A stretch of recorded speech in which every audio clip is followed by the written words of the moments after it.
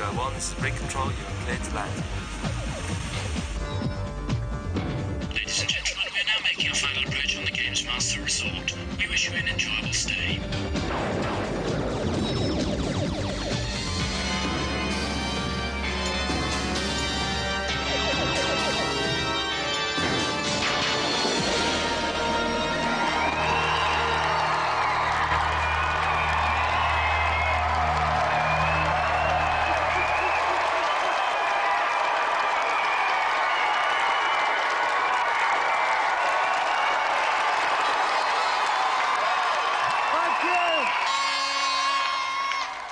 Thank you very much. Yes, welcome to the only oil rig in the world where Sue Pollard could cool her heels after a hard day on her knees. Yes, it's a high video game extravaganza where campers get up to all sorts of nefarious activities. To let us in on the first one of these, let's go over to Gamesmaster. Greetings and welcome to the Games Rig. I've chosen to start this evening with a bang on Terminator 2. With the aid of a bazooka, called the Menacer, our first doubting competitor will need to destroy the T-1000, the game's last obstacle, in under 1.5 minutes. A healthy supply of ammunition is absolutely... Oh dear, how terribly embarrassing. My calibration's playing up again. Well, good luck with the challenge. Sharpshooting his way through this apocalyptic challenge is a feisty young fellow from Croydon. Please welcome Simon Bland. Welcome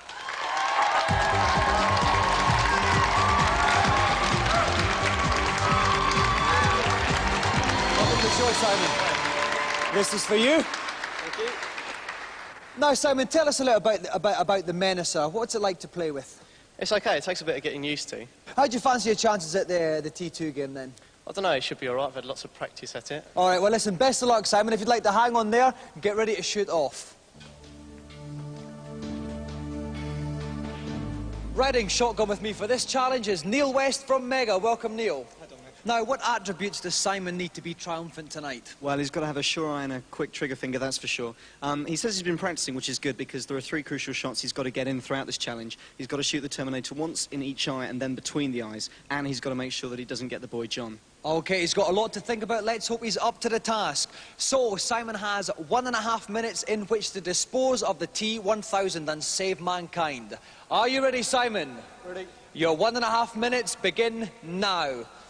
So off goes Simon's 1.5 minutes. Now, what's he doing at the start here? Right, Neil? all he's doing now is gaining some ammunition. These Right. cartridges falling down are shotgun cartridges. He'll need those later on. OK, we can see in the top left-hand corner of the screen the amount of cartridges he's got. He's got 143 That's just now. plenty. He won't need any more than that. We can see John running to safety. The Right. T-1000's behind him.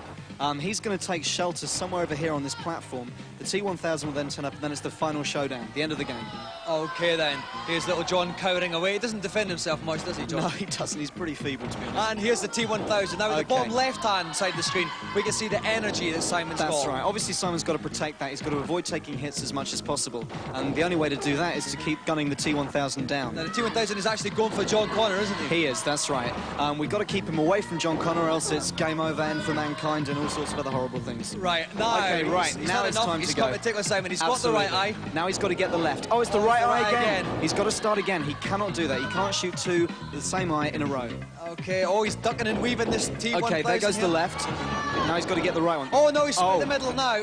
Is that all right? Is that worked in the right order? Yes, Yeah, it has. that was OK. Now he's got to blow They let him get away with it. Neil. Yeah, he's just got to keep on fighting. 1 minute, 10 seconds. He's got plenty of time these left. grenade launchers, and he's done it anyway. He's No split him problem. in half. 1 minute 13. It means Simon is triumphant.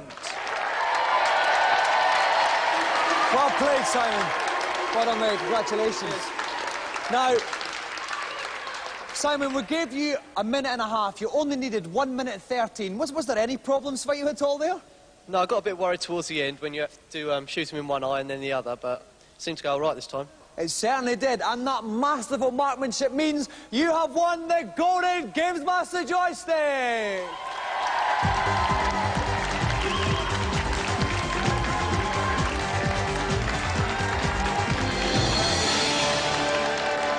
So let's have another round of applause for the triumphant challengers, Simon Bland!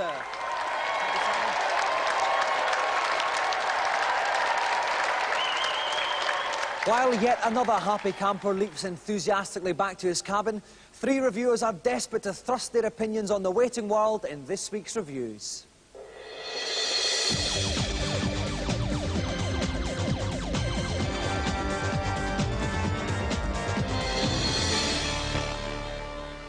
This week we set hearts a-pumping and spirits erect as we look at heroic games. First up, the man with the hat and the worrying love of whips is back in Indiana Jones and the Last Crusade. Didn't like this very much. It's just a bit boring, really. It's a platform game. It's simple. The actual gameplay of jumping over things and collecting objects has been done countless times before, and on the Mega Drive it just isn't passable anymore. Quite nice. Not the greatest thing you'll ever see on the Mega Drive, but certainly okay.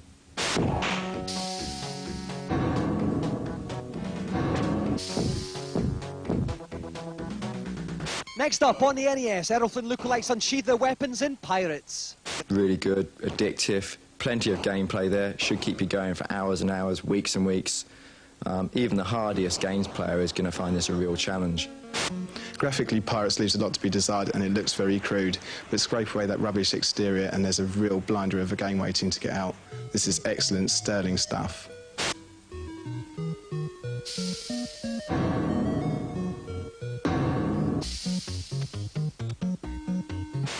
Finally, a long time ago in a galaxy far, far away, men wore white bathrobes and had hairy friends in Super Star Wars. It's challenging, it's really addictive, tons of variety. It's mainly platform-based, but it's done extremely well. I absolutely loved it. When I first got hold of Star Wars, I was really delighted with what I saw, but it didn't take long to get to the end. Along with Super Mario Land, this is the game that your Super NES was made for. Super Star Wars is nothing short of spectacular.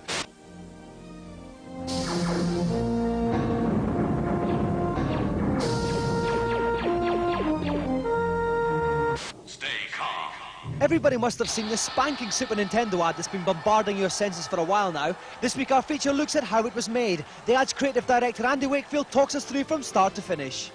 What Super Nintendo had to do when it was launched as a system was to establish itself as the ultimate in gameplay. We spent about 3 or 4 days, which went into a week and 2 weeks, just playing games. We very quickly realised that we were absolutely useless. We couldn't get past level 1, and that's really the birth of the line, will you ever reach the end? The ad began life as a storyboard, a book of drawings showing what the finished advert would actually look like. The main character was then sketched out, but they required somebody to fill its boots.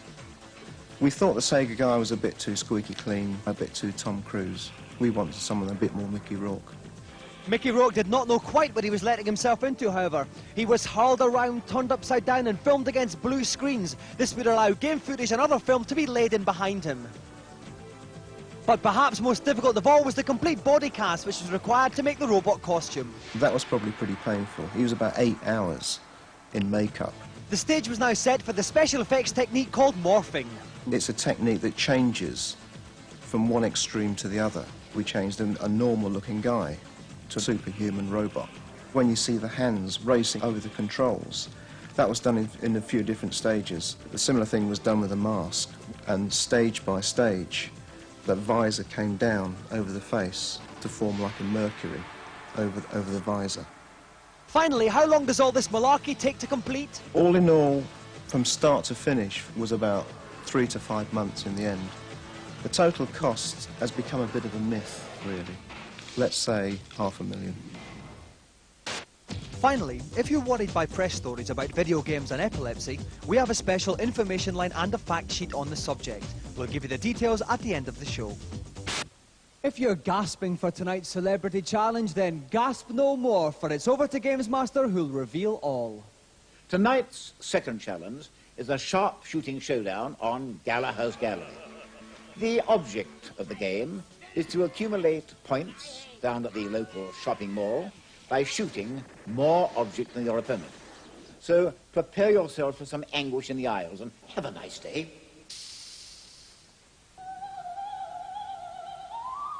Shooting up a storm in this challenge, we have 2 celebrity policemen. From the Bell, DC Carver and PC Garfield, alias Mark Wingett and Hugh Higginson.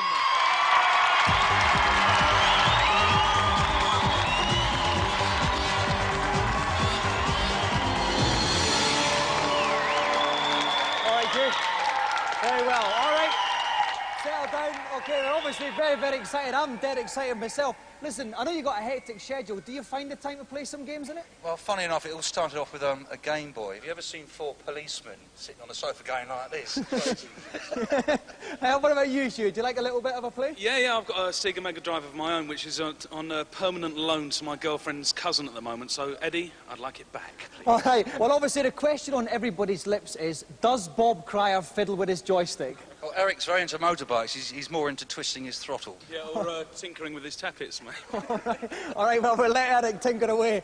Meanwhile, if you'd like to see the outcome of this ferocious plainclothes versus CID shootout, join us after the break.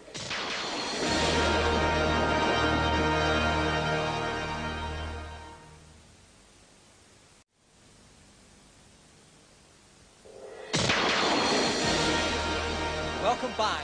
Mark Wingett and Hugh Higginson from the Bill are preparing for an awesome shootout in Gallagher's Gallery. I'm being accompanied by Tim Boone from NMS. Tim, any tips for the boys on this then? Why is it that you always do the shootouts, by the way? Oh, well, you know what they say about the Gamesmaster, Dominic. He likes a bit of a bang, doesn't he? But this has got to be the silliest game I've seen since, well, basically since that Carnation. It's so stupid. I'm not even going to bother to explain it. You've just got to see it to believe it. All right, to reiterate the challenge again, Mark and Hugh have to shoot their way through the supermarket level. Whoever's got the most points at the end is the winner, unless one of them shoots something they shouldn't, in which case they've automatically lost. So we need some careful trigger fingers here. Are you ready, guys? Yeah. Then off you go. Okay, so Hugh has the purple score in the bottom left, Mark has the green score in the bottom right. OK, watch where the fly's going to land and shoot wherever it lands. OK, so that's Mark got the first one on the there. peas, there it goes. Oh, he got a couple there, though. Hang on the jelly. There we go. 250 on Mark's on the spud. And finally the, the vomit, really. It's going to land on that, and away we go. Like there's something Anthony Mauricio cooked up. OK. So it's 800 points to Mark, 450 now, points to an egg is Hugh. going to fall off the edge of this ledge. Now, depending on where it falls, depends on how many points you get, they've flown. Oh, they got, no, I think they might have just got it. I think Mark just got it in the fall. Excellent. You got a wedding cake. That's Mark again, Excellent. 1150, please 750. Now shoot all the Diet Coke as much as you can, as fast as you can. Mark's streaking ahead. You can see Mark's bullet holes are green and Hugh's again, are red. Yep. Mark 1300, please. Hugh's 750. Oh no, it's Mark Wingett is streaking ahead here. It's all CID's very, way. very, very well. Hugh's not even getting a look in just now. He's shooting sky. No, shoot the Flying oranges. You never get this in Tesco's, do you? Just shoot those oranges. Done. Way! Here they go. Oh, and Mark's streaking further ahead. Perhaps Hugh's shooting blanks, but no, he got one there. Yep, excellent. 800, although Mark's still ahead with 750. And we hope it's going to be closer. No, one more to come. Oh dear, I think this is a walkover. Okay, now shoot the spinach. Okay, whatever you do, do not shoot the cherries. Don't shoot a cherry because Gallagher likes cherries. Shoot the spinach. Here we go. There we are. 850 place, No, 1900 though. Yep, shoot that. 900 still for Mark Wingett, and that is the end of the challenge. So at the end, Mark Wingett at 1900, Hugh Higginson 850. So Mark Wingett is the winner.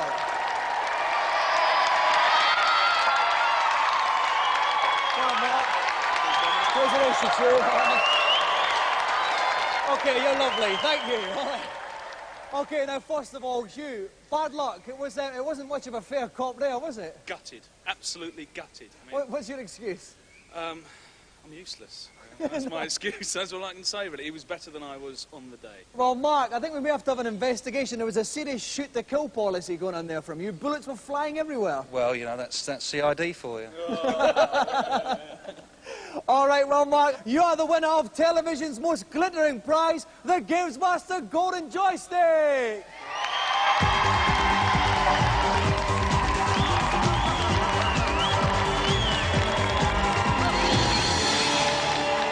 So let's have another round of applause for our two celebrity guests, Hugh Higginson and Mark Wingett! Thanks, guys. Cheers, all the best. While Hugh and Mark catch a quick chopper back to Sunhill, some more mortals are made to look ever so slightly silly in the consultation zone.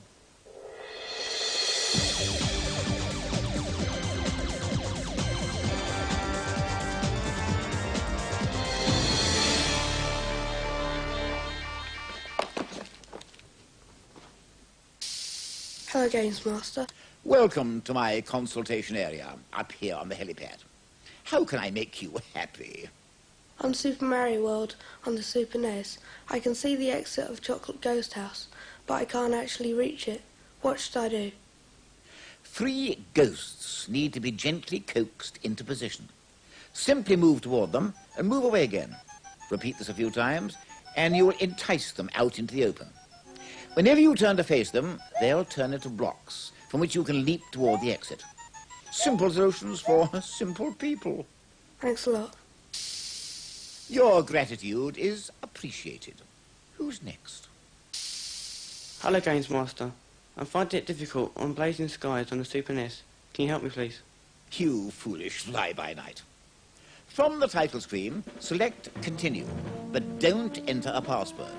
Instead, select End. One of the pilots, Colonel Marcel LeBlanc, will now have splendidly superior scores in every department. Tally-ho. Thanks, that's great. Yes, some I know. And who's last for the session? Hello, Gamesmaster. Yes, get on with it, dear fellow. On level 13 of Pushover, I can't crack it. Can you help me, please? This game does indeed require a modicum of logic. As you enter, pick up the tile nearest to you. Then walk right and fall onto the platform below, automatically dropping the tile that you were holding. Now go down to the lowest platform and push over the tile furthest to the left to complete the level.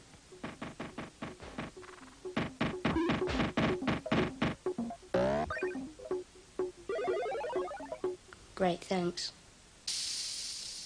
That's enough for goodies for the moment. I don't want to spoil you. Instead of going over to Gamesmaster for the final challenge, we've got something a wee bit special planned. You may remember earlier on in the series, Danny Curley took on all comers at any Sega game. Well, now we decided to do the same with Super Nintendo games. So please welcome British Nintendo champion, Thomas Patterson.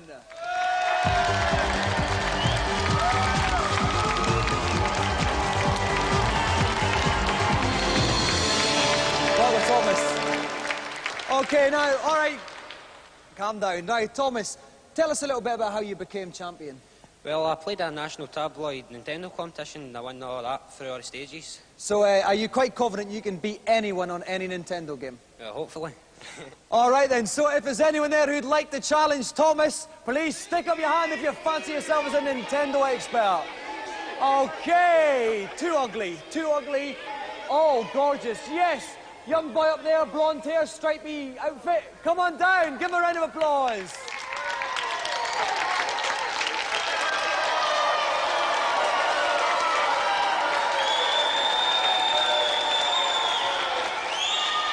Welcome. Okay, now, so what's your name then? Mike Bedford. Mike Bedford. Where are you from, Mike Bedford? Southampton. Southampton, and your nominated challenge is? NCAA basketball. NCAA basketball. What are you like at kissing the rim, Thomas? Not bad, I'll give my best shot. Okay then. Right, Mike, take the left. Thomas, take the right. Let's get ready for tip-off. While our YTS researcher Doug sets up the game, I'm joined by Jim Douglas from Gamesmaster magazine. Jim, any tips for this basketball game? Yep, I think once your opponent takes a shot on basket, you really shouldn't despair. You should hang around and wait for the rebound, because if you can get hold of the ball, then you can be up the other end of the court before they know about it. Okay then, yes, you must take every chance because it's the first person to get to 10 points. Right, are our competitors ready? Yep. Yep. Then off you go. Here we go to the tip-off. Mike Bedford's in the Kansas side in the white playing up now. Whichever team's attacking the basket plays up the screen.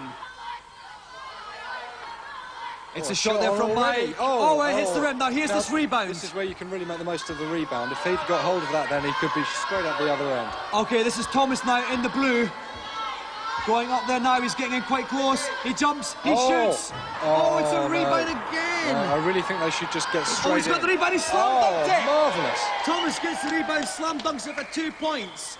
Okay, so here goes Mike. You may notice little squares above each character. If the squares or shapes are green, it's safe to pass to them. If it's yellow, it's quite safe. If it's red, it's dangerous. That was a dangerous one there. He went for a pass, missed it. It's out of bounds, which means possession goes to Mike. Mike stays near the basket. Mike slam dunks 2-all. Here comes Thomas then in the backcourt. He's going to have to pass quickly here. He's going to get a backcourt violation. No, he's all right then. I'd like to see more passing here, Jim. Maybe this is the answer. Well, yeah, that was a very brave pass there. I wonder if that's going to pay off the whole length of the court there. Oh, again, it hits the rim. But he's got it on the rebound. A Oh, slam dunk. surely, yes. Slam dunk in the basket. 4-2 to marvellous. Thomas. It was the long pass, Jim, that did it. Exactly, that really long one all the way down. Okay, here comes Mike now. It's 4-2. Mike's not passing. He's taking it all on his own there.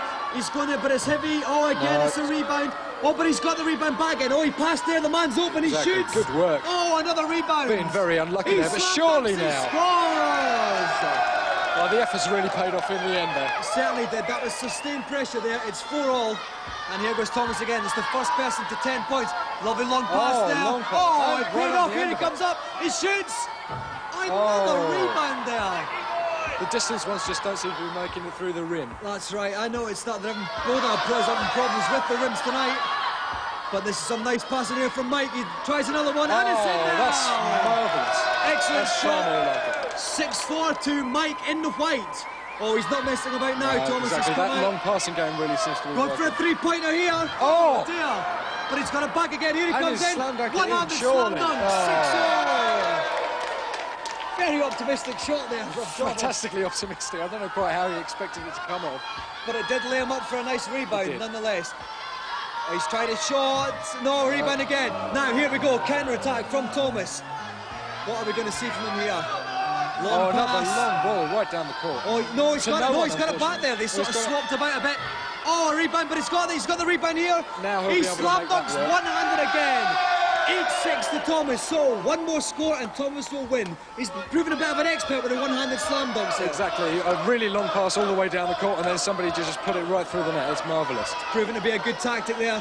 Here comes Mike. Oh, he's level. equalised. Very tense here. 8-all. The next score will decide it. It could be anybody's here. A nice short pass from Thomas there. He's weaving up the court. He's stopping there. That's Lovely right. He's little making long good pass progress. here. He wants to get it into his man right He's by the basket. He's approaching the He's basket. trying to do it Here he all comes up. himself. He shoots. It's He's in there. Yes. 10-8 to That's Thomas. incredible. Thrilling match, but the Nintendo champion is the winner.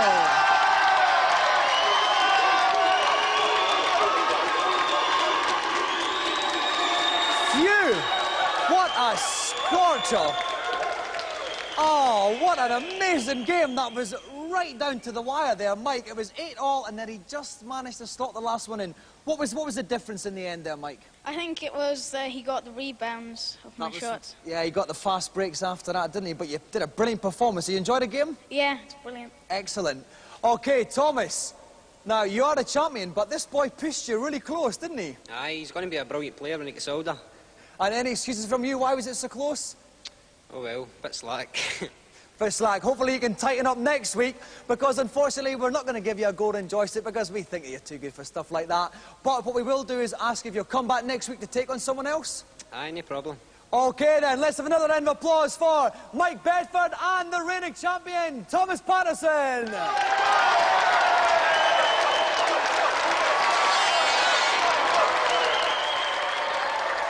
That's the gong once more, which means it's supper time out here on the camp. Auntie Marisha's done us some coquille Saint-Jacques with bean sprouts. Next week on the show, Kathy Dennis will be flying out to try and save the world on Global Gladiators. Kathy and I will see you in 7 days. Good night.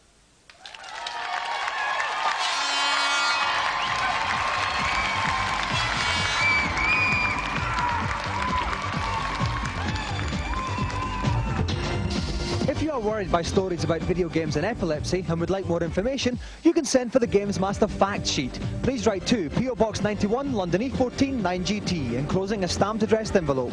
Alternatively, you can call our special Gamesmaster information line on 0891 887 787. Calls are charged at 36p a minute cheap rate and 48p per minute at all other times. You must have permission from whoever pays the phone bill.